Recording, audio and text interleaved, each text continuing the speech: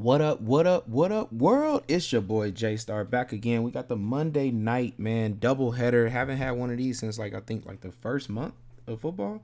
So getting back into one of these, man, it's gonna be pretty exciting. We got my team, you already know, the Green Bay Packers on this schedule, and then playing the Giants, who have been actually looking a lot better, since they have Danny DeVito, playing and everything at quarterback for them. And then, of course, we got the Tennessee and Miami, who's, of course, you already know how Miami is just a fireworks, every time they step on the field, man. So in this game, this first game here, man, it's looking like, let's see how we're looking. Of course, we know two of them play 21. They always are trying to establish the run. We got to see what's going on with Mostert here. Just probably like maintenance related type thing with the knee still. Of course, Achan is going to be at the top of the list, of course, at running back, but he actually got his points because they kept him in the game late, man, and they just continue to keep running, and then he ended up getting like a garbage touchdown to put the game away. So I would think like without though that last touchdown, I would say you're looking at like a 19, 18 points fantasy or something like that for him.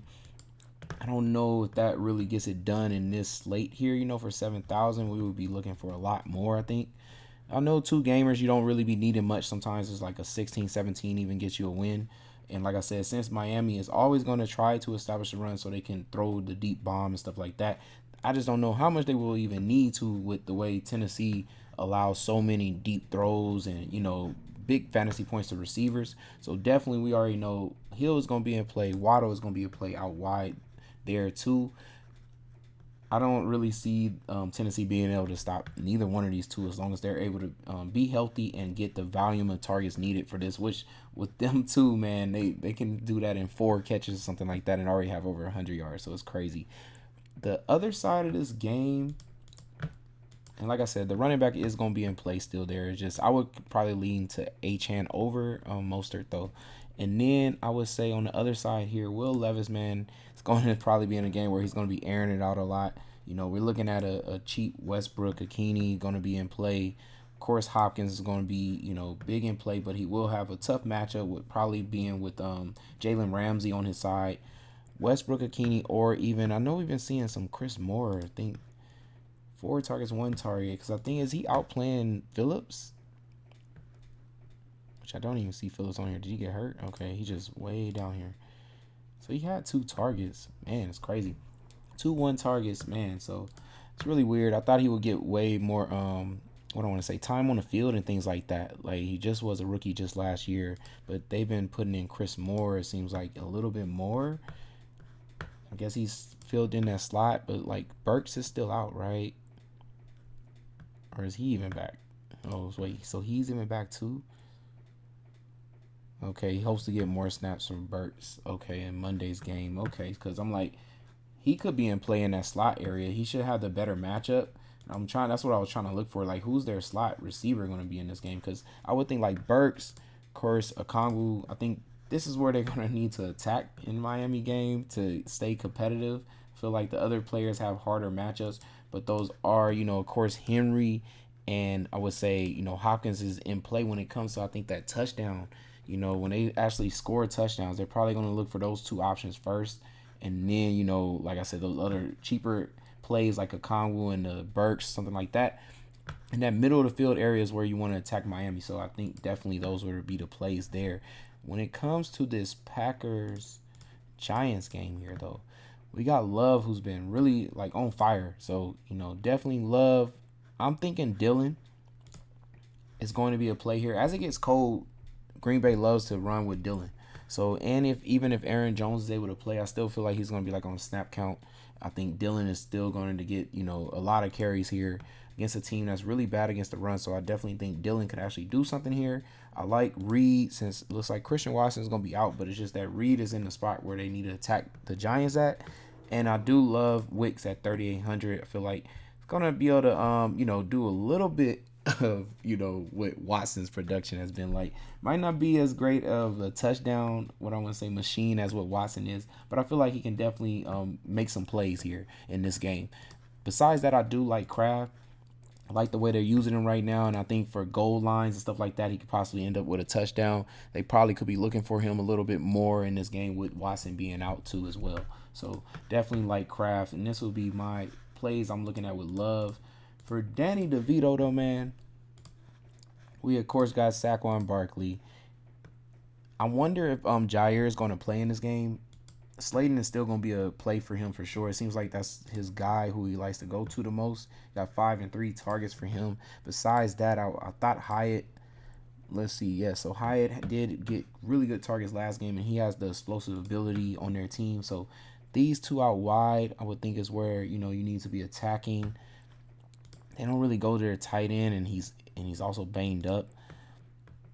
What happened with Wandale Robinson though? Because I thought he was getting so much targets at the beginning of the season. So he's getting still targets. I mean, something there for sure. I feel like though Slayton and Hyatt is where it's at. I like Wandale though just because he is in that slot. It's like that chip away like at the end of the game and stuff like that. They'll probably be going to him or something. They at the early start of the game, I see them definitely going to like Slayton and Hyatt trying to make a big play happen, splash, big play against Green Bay. So that would be out where I would be looking. But when it comes to if they're down or something like that and they're chipping away, Saquon and Wandale Robinson would be, I would think, where they're attacking with to get back into the, to get a score or something like that to try to get back into the game.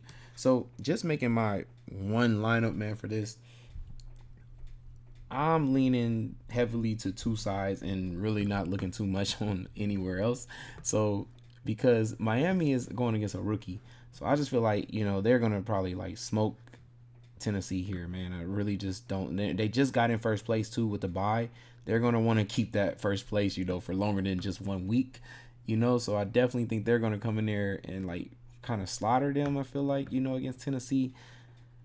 I think I'm gonna go with Love though, just because I feel like he's in a game where he's gonna have to do a lot. Probably competitive game for him than it is gonna be for Miami. So that's why I'm gonna go with Love. I'm definitely taking Saquon already. Like I told you, I'm gonna go with Dylan because I do think he will be the back that Green Bay leans on in this game a little bit more. So it's you can actually run backs against each other easily when it's 2 games for sure. So then at my receivers to go with Love, I'm going with Reed. I'm going with Wicks. I'm going to go ahead and, of course, get off of just this game here. And I'm going to take Tyreek Hill. At tight end, I'm going with Kraft. And then I'm going to go with Waddle. And then I'm going to go with the Dolphins defense, man. It's just feel like this is like 2 one-sided games. So I'm going to just lean to that way because I feel like both of the teams I feel like that wants to win the most is going to come out there and really deliver that. So for their teams and the production for fantasy is all going to be on that side. That's how I see these games going.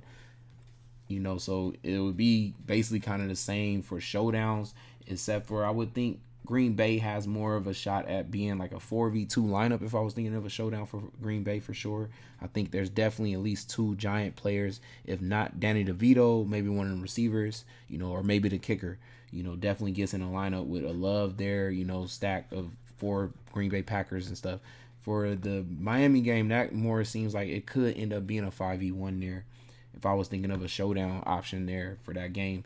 Just feels like, going against a rookie, the defense is probably going to show up huge. I think they've been playing lights out so far, like 12, 21, 12. Like, it might be a defense captain, but just because of the fact that Tyreek and Waddle put up so many points, it's going to be very hard to say for sure Dolphins is going to be the captain. And also because I don't see enough points coming from anything else, I don't see how you don't have Tyreek Hill or Waddle as the captain in that game.